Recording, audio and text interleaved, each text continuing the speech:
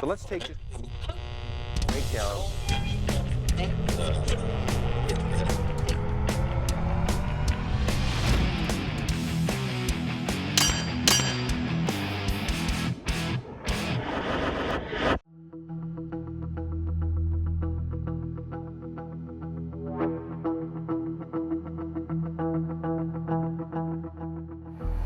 Hey, we came over to Gillette. A couple of us didn't draw any antelope tags. You know, we kind of had a hankering to get one. So there's a couple units over here that have leftover tags. This one unit that we're looking at, there was 500 tags left over. We're a couple days before the end of the season. Garrett's filming. I'm here, and then Curtis he's Jerry Stiller's partner. They build our actions for our rifles. So he came across from Texas. Big state. Drove all the way up here, shot a cow elk a couple days ago, and now we're trying to chase some antelope. So we basically got today, maybe a little bit tomorrow if we have to, but we'd like to wrap this up today. The problem with these areas, that's why there's a lot of tags left over, is you can see this board is pretty much white. That means it's private. We've got some blue squares. That's a mile by a mile square there. That's a state section. We can hunt that. Also, we can hunt this, the orange-yellow colored stuff. That's the BLM land. You know, it's basically looking at the map, picking out a few spots to go, going and trying them. If you can't find anything, you're back at the map and looking for another place to go. Well, we spotted our first goats in the morning on public property. At least we think we're going to double check the map and mile markers and just make sure. I'm pretty sure those are in our section. We've got the Curtis's GPS. We're going to go back and make sure we can find that corner. We've got some coordinates on the map there, and just make sure we're on state ground, and we're going to go wax one of these things, I think. Is that a paved road? Looks probably paved, huh? No, we're on the right road, because that's that Clark-Dean Road. Okay. That's 22. We've got a handful of antelope with, it looks like 3 or 4 good bucks in there. I mean, good enough to shoot. But they're a quarter mile on the wrong side of the fence line. Once we got our orientation with the map here, looks like they're off limits. We got a map that says public, we got a sign that says private. I mean, we're just like, yeah, you're right, bro. I just don't quite know where we're at. It's probably that section up there. Yeah, you're right. Based on the orientation there.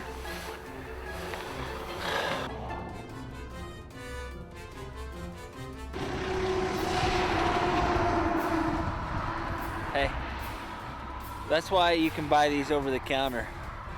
Here again, we're on some more antelope, pronghorn. We've got a nice little herd out here about 300 yards away from us, and they're just on the other side of the public lands.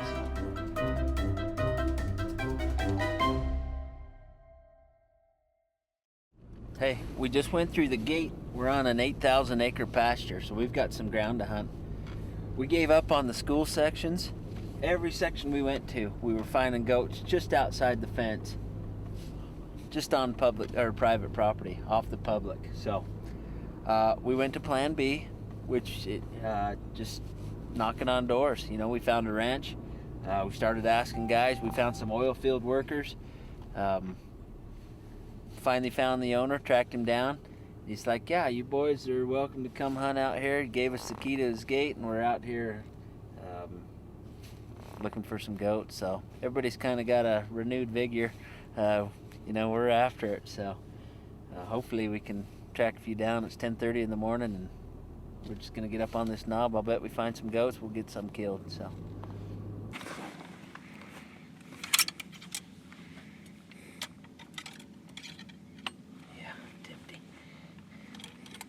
You never want to double charge one of these things. It's good to know where your ramrod falls in there. You know, when it's loaded, so you can kind of mark that spot. Well, we've got another pretty good antelope spotted. We're gonna get in here on him. He's probably about 450, 500 yards away right now. We're gonna see if we can't sneak a little closer.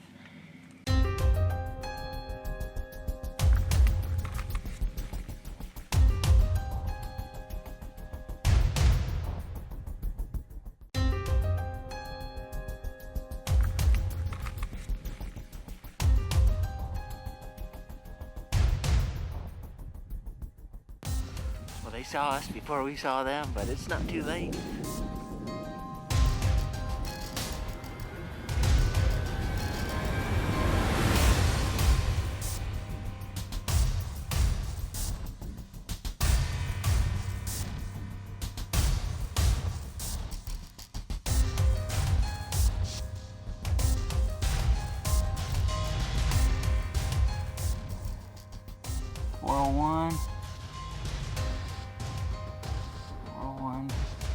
Now 378.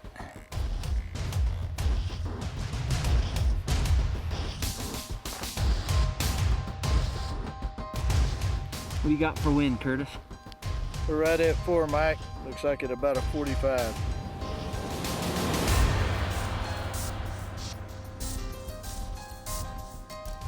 All right, I'm gonna give him 2 minutes.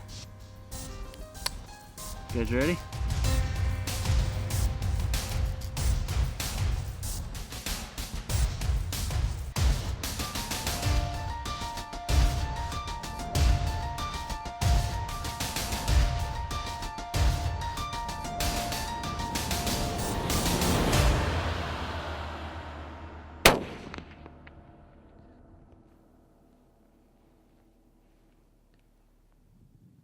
Oh, there he goes.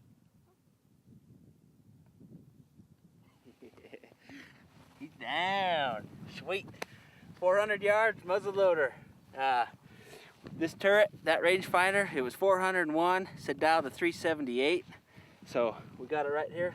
375, 377. One and done. We got to throw him in the truck and go get another one. Looks like a nice goat. You know, the other one was just a little bit longer, but this one had more of that mass. You know, a little better cutters. I mean, it's not a huge goat. It's just a nice, respectable animal. Killed it with the muzzle loader. That's what I was after this year. So, 400 yards with the muzzle loader. One shot, one and done. I'm not even gonna reload. I think he's done. He ran about 50 yards and tipped over. You know, that bullet at that range. You know, we're 400 yards. I mean, its velocity slowing down. We're probably pushing 1,400 feet per second with that bullet. You know, so it's not going to expand the best, but it poked a nice hole in him and he's down. So 400 yards, man. Let's go get him.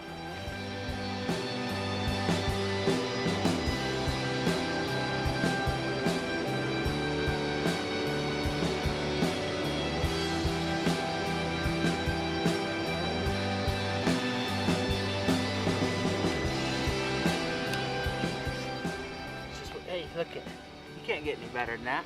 That's right in the shoulder. Perfect. Hey, this is kind of what we're after. You know, decent little buck.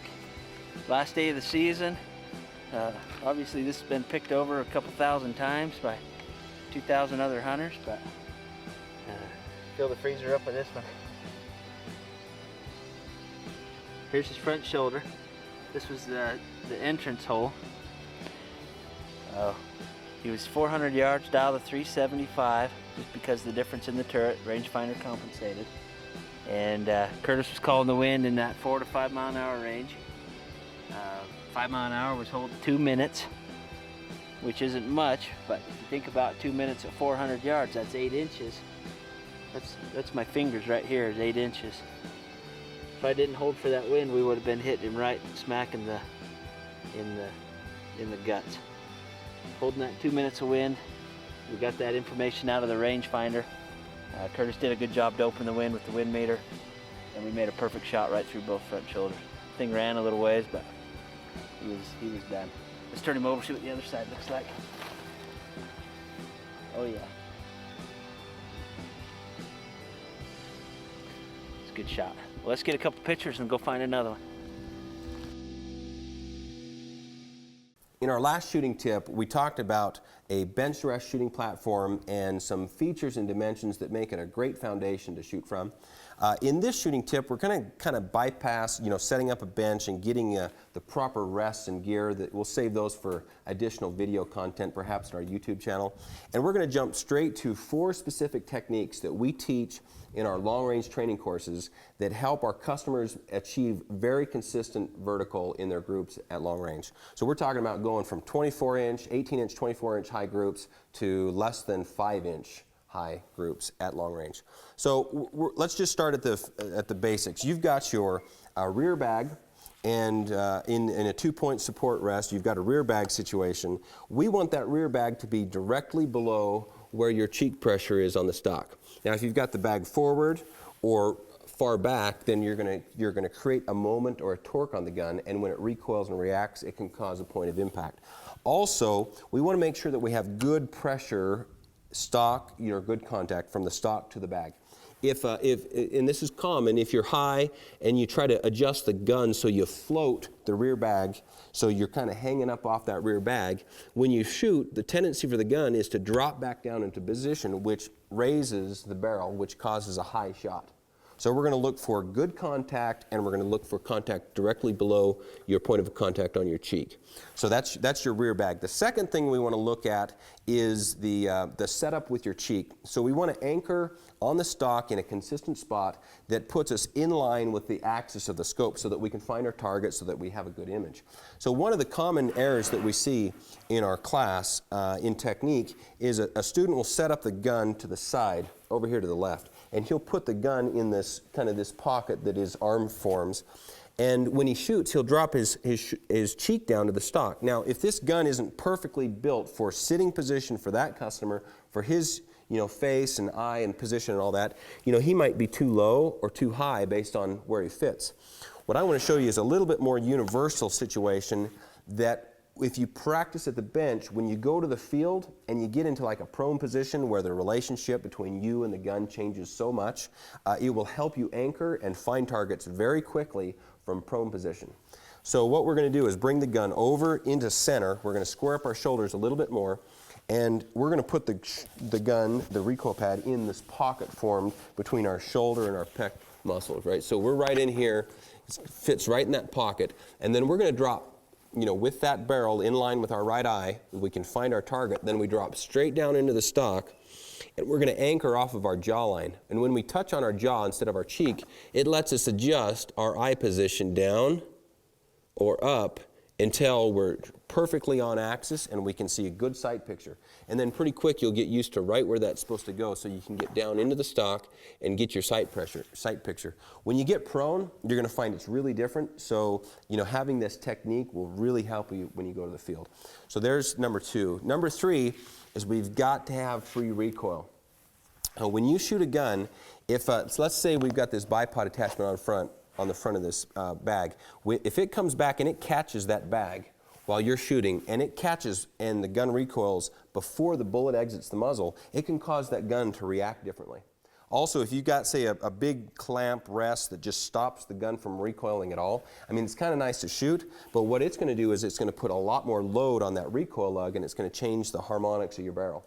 So for a couple reasons, we want to have that gun, when we shoot, just slide straight back. So anytime I get behind a gun and I'm checking my rest, I'll just get in behind and I'll wiggle it real quick and load it forward just to make sure that it'll recoil correctly.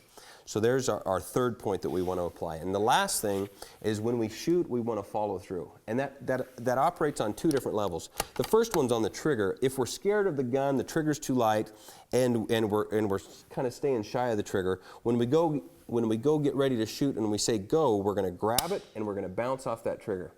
And that's going to give us very little control over when that trigger breaks. The proper thing to do is get your sights in alignment and then apply pressure. And then as your sights are in alignment, you apply more pressure and more pressure. And then when it breaks, the gun recoils, and then we're going to push that gun back into battery, and then we're going to release the pressure on the trigger.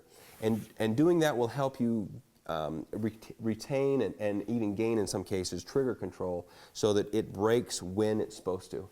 The second part of follow through is we want to visualize mentally that bullet impacting our target or the animal that we're chasing. If we practice enough and we have good shooting position, when we shoot, we should be able to return that gun to battery and then see the impacts. Now, in one of our stocks that has a pretty straight comb and a pretty low moment arm, we'll be able to see pretty good results 500 to 1,000 yards. If you've got a really heavy gun, you'll see good results. If it's a low recoil gun with a light cartridge, you'll see good results there. But usually you want to try to see it happen. If you don't, at least visualize it happening. Try to see the aftermath when you're done. And then as part of that, you'll keep your head down on the stock, you'll keep in the scope, and then after you see, then you pick up and you release. and that'll just keep your head down on the stock. If you don't do that and you pick your head up, let's say to ask your spotter where you hit, or you pick your head up to look down range and see what happened, you're gonna have a tendency to lift that buttstock off the bag. If you do that before the bullet exits the muzzle, you're gonna raise the buttstock, drop the muzzle, and that's gonna give you a low shot. So we can usually analyze a client's performance and look at where he's hitting on the steel and what kind of spread he's got to decide, you know, what techniques he needs to practice on, and we'll watch him and analyze that. So same thing for you. If you see big vertical dispersion, you know, it could be several things, but it might be your technique.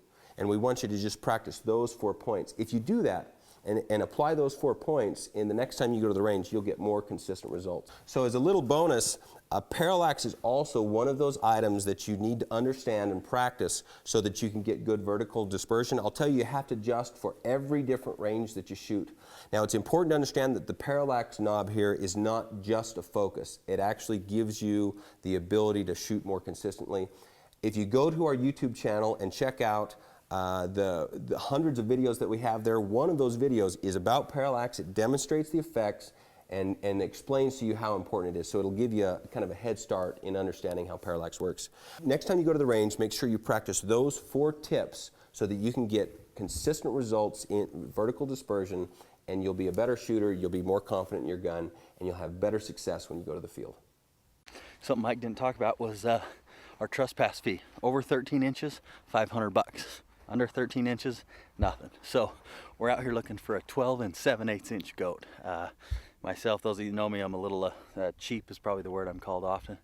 I like to say frugal, but we're after a 12 and 3/4 inch goat here. So we don't want to pay a trophy fee today, but we'll see how it goes.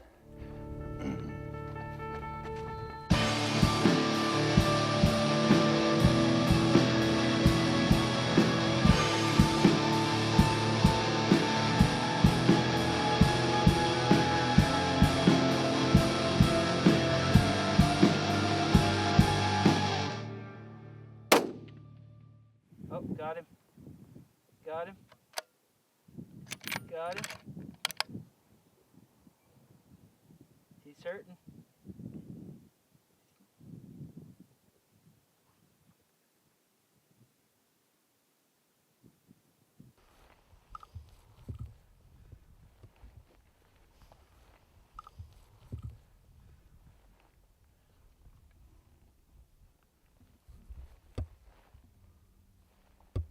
All right, horns are laying on the side of the ground there. We hit him, looked like we hit him pretty hard. Wind swirling up there, might have been just a couple inches back. We're at about 700, 750 yards. We figure about a 10-mile-an-hour wind, just under a 10-mile-an-hour wind. It's kind of quartered on us, so a little bit of a tricky shot, but we got all the tools to make it.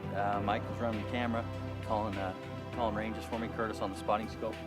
But horns are in the dirt there, so I think we got it done. Hey, over the counter Wyoming antelope hunting. No points. We just went in and bought the tags yesterday. We ended up on some private land, but kind of a do-it-yourself deal. A lot of fun. Hey, very good time. You know, out here shooting long range. 6.5 284 was our caliber today. You know, no recoil whatsoever, and a lot of fun. So, is he gonna go 13? Huh? Hey. Maybe we'll file that off. I think we'll hit the 12 number. Hey, we got one trophy antelope we're gonna chase for Curtis. Curtis brought a bunch of cash and he wants to leave $500 here. So we're gonna go find him a 15, 16 inch goat. So.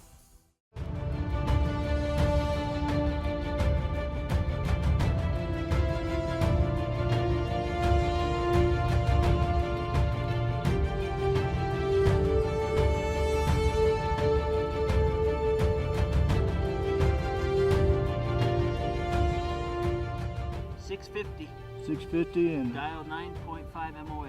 9.5.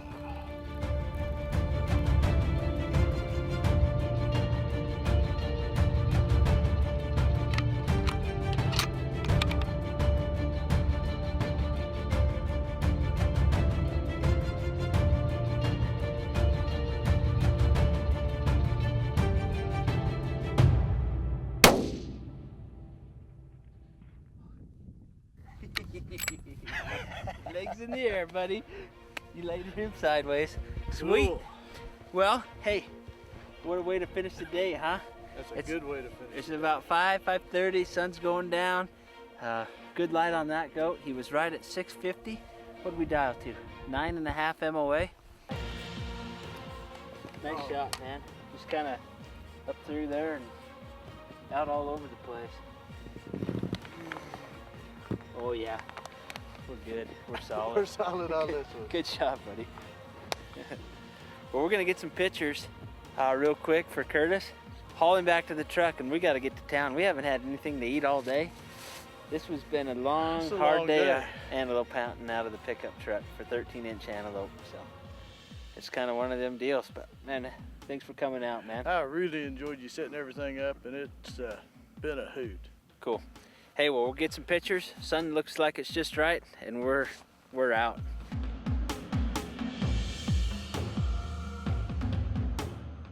Hunting apparel for long-range pursuit provided by Sitka and Kenetrek Boots of Montana. License applications made through Cabela's Tags. Brought to you by Gunwerks, G7 Optics, Night Force, Hornady, Flatline Ops, and Caldwell Shooting Supplies. Curtis finally spotted one. You know, I hate to say it, but he did. We're gonna get over here and see if we can't find him. These old timers, you know, they're used to looking through like one of those telescopic, you know, things that they used to use on the pirate ships, I think. But we got him a pair of binos. He's finding some goats, so let's go help him.